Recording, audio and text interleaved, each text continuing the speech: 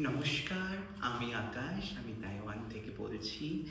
আজকে একটা গান শোনা যাক। রবীন্দ্রসঙ্গীত আমার ভীষণ পছন্দের গান।